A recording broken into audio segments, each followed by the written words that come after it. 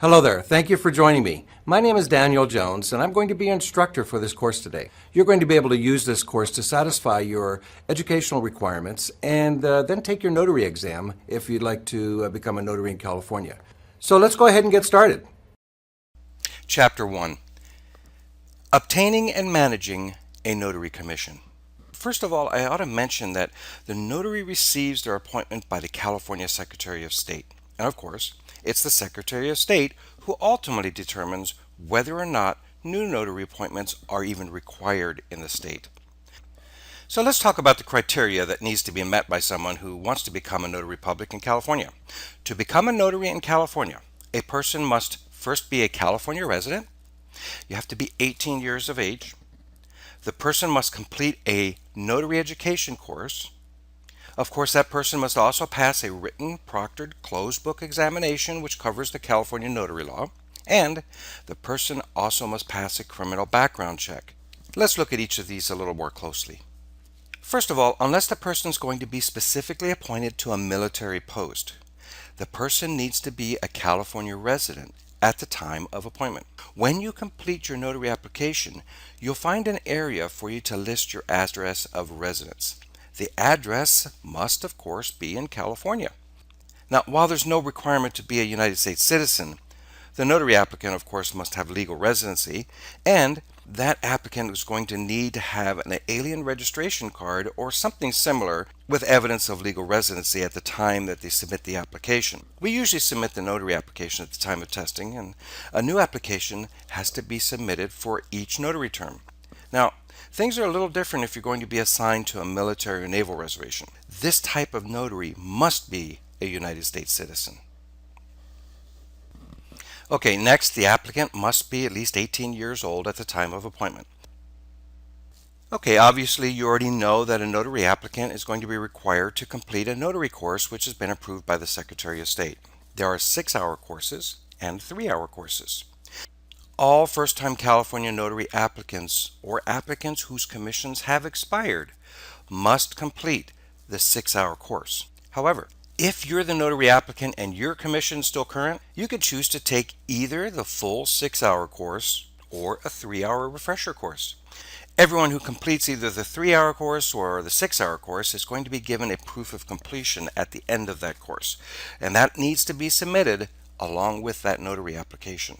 It's important for me to restate here that any notary whose commission has either expired or will expire before taking and passing the exam is going to have to complete the 6-hour course. The 3-hour course is only valid for the notary if they take the class and pass the examination before their current commission expires. The notary course proof of completion is going to be valid for a period of 2 years, but the exam results are only valid for 1 year. Let me reiterate this because it's just so important. If your current commission has expired or it will expire before you submit a new application for recommission, then you must take the 6-hour course because your eligibility to take the 3-hour refresher course will have lapsed. If you take the 3-hour course and you're not eligible for that course, your application is going to be sent back to you along with that proof of completion. And then you'll be required to take the full 6-hour course. So at that point, you'll then need to submit the proof of completion for the 6-hour class. Some notaries choose to take the full 6-hour class in the middle of their current commission. It's a very good way to stay abreast of new laws or just as a refresher. So if you've taken a 6-hour class within 2 years of applying for your reappointment, since the notary course is valid for 2 years, you'll have already satisfied the 3-hour refresher course. Now, don't forget to keep that proof of completion so you can have it to submit to the California Secretary of State when it does come time to renew your commission. Remember, the class is good for 2 years, so you can take your notary course up to 2 years in advance of your commission expiration date. But remember, the exam is only valid for 1 year. Okay, so if you're recommissioning as a California notary public, you've already taken a notary exam in the past, and you already know that each commissioning term requires another exam. You need to know that once you've completed the notary course, Whether it's in a live classroom setting or an online course or downloadable home study course, you'll need to take the exam and pass it with a score of 70% or greater before your application will be considered by the Secretary of State. If you take the exam and don't pass, your application is going to be returned to you along with a notification that you'll need to retake the exam. In the event that you don't pass the exam, you'll need to wait at least until the next calendar month. Now, this is because the test will be a different version every calendar month. Now, there are 30 questions on the exam and they're multiple choice, and you'll be given a total of 50 minutes to complete those 30 questions on the exam. The exam, of course, is closed book and must be taken in a testing location which is proctored by the Cooperative Personnel Services. You'll also need to bring a number 2 pencil and a valid photo identification to the testing site. You'll need to have either a current driver's license or a current passport. If your driver's license is expired or you've had a name change and the license doesn't yet reflect that name change, you'll need a valid passport with the correct name. By the way, a temporary license printed on paper that doesn't include your photo is not going to be accepted. Remember, if you're a legal resident of the United States, you're going to need to include your alien registration number on your notary application. We'll be providing some more information about the exam towards the end of this course. Okay, every notary is going to need to submit fingerprints so that a criminal history background check can be done. Now, it's not going to matter if you've already had a background check for any other reason. In order to complete the notary application process in California, you're going to have a new set of fingerprints submitted. Keep in mind, you have 1 year after the date of your exam to submit your fingerprints. Fingerprints can be taken with a live scan company, or you might find a local law enforcement agency that'll provide that service. At the time you scan your prints, you're going to be given a form that's going to provide evidence that you've completed that live scan.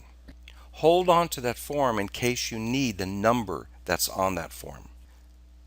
Now, the person that does your live scan, the live scan operator, is going to automatically send your prints by computer to the Department of Justice. The Department of Justice is going to run a California background criminal check. And then they're going to also forward those digital live scan prints to the FBI for their own criminal investigation, and that'll be done nationwide. It's important to get your live scan completed as soon as possible. Yes, you have up to a year after your exam because remember, your exam results are valid for 1 year.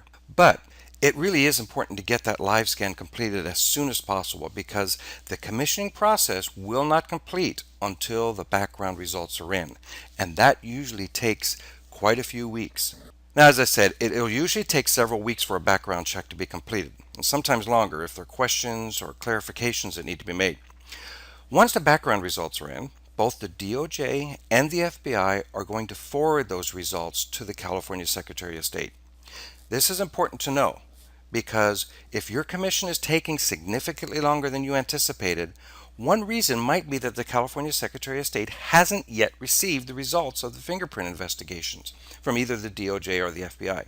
Now, the background check is, of course, looking for a disqualifying crime because the Secretary of State will deny the commission if you've been convicted of a disqualifying crime. Now, if you know in advance that you have a criminal arrest or a conviction in your background, you're probably already wondering whether or not that conviction could disqualify your notary application. Well, you can find a list of criminal offenses along with the guidelines that the Secretary of State uses to determine whether or not a particular conviction will be a disqualification by visiting the Secretary of State's website. By the way, this is a very good website to have just for general notary purposes in California, so you really should note this site down sometime during our class. Of course, as we've already discovered, you'll need to complete and submit an application to become a notary public in California to the California Secretary of State, and that's done for each of the 4-year commission terms. You can also download a notary application from the California Secretary of State website that we just gave you, or you can find a link on NotaryClasses.com as well.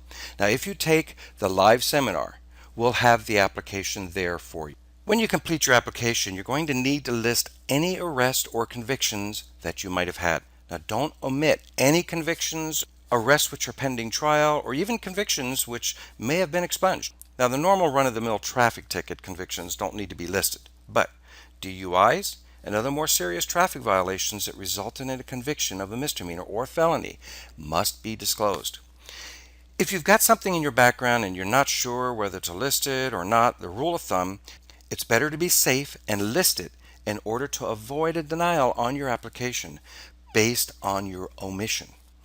Because if you don't disclose convictions or arrests for which a trial is pending, it may be cause for the denial of your commission. If you don't know or don't remember the exact dates or details, just put as much information as you can remember so that the Secretary of State can reference the information when they compare it to the DOJ and FBI results. Well, now you know about the live scan requirements and you know about the notary application, so let's move our attention to the Notary Commission itself.